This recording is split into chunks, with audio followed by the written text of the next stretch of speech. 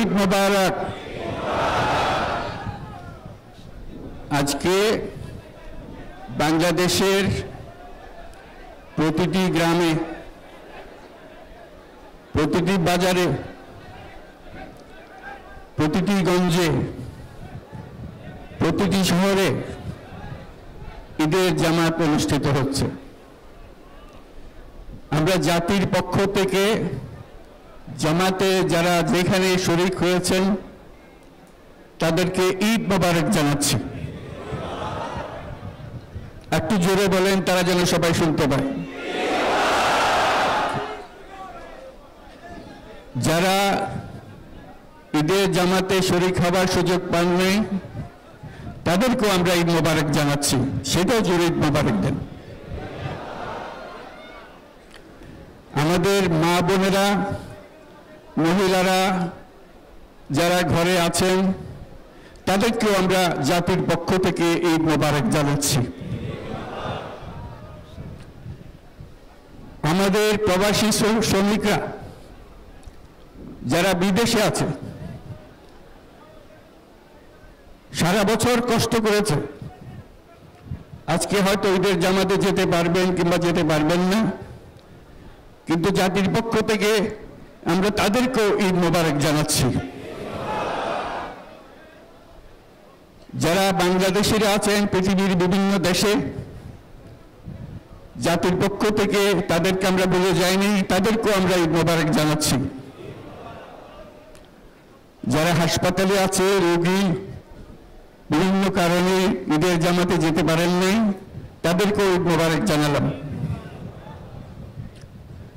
ঈদ দূরত্ব ঘুচানোর দিন, নৈকট্যের দিন, ভালোবাসার দিন। আজকে সেই দিনটা আমরা যেন গভীর ভালোবাসার সঙ্গে উদযাপন করতে পারি, সেই মেসেজ আমরা যেন সবার কাছে পৌঁছে দিতে পারি। আজকে একটা অটুট ঐক্য গড়ে তোলার দিন, এবং আমরা স্থায়ীভাবে এই ঐক্য গড়ে তুলতে চাই। ঈদের জামাতের এটাই আমাদের কামনা।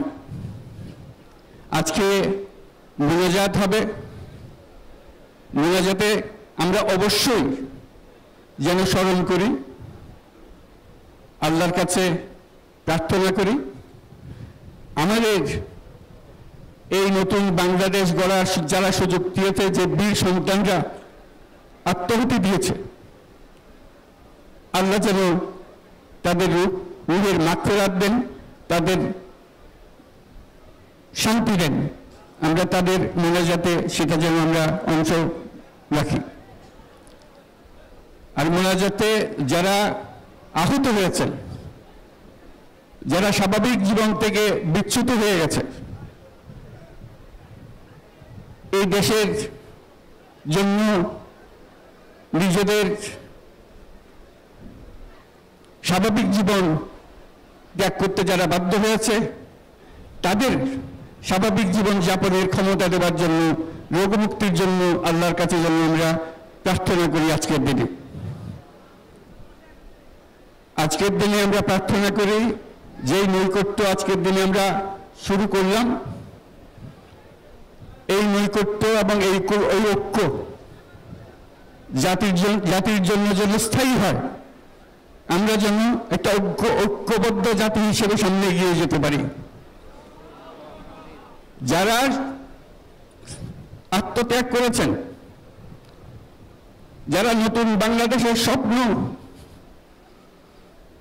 বাস্তবায়ন করার জন্য নিজের আত্মাহুতি দিয়েছেন, বেঁচে থাকলেও স্বাভাবিক জীবন যাপন করতে পারছেন না, তাদের স্মরণে আমরা যেন মোনাজাত করি আল্লাহর কাছে।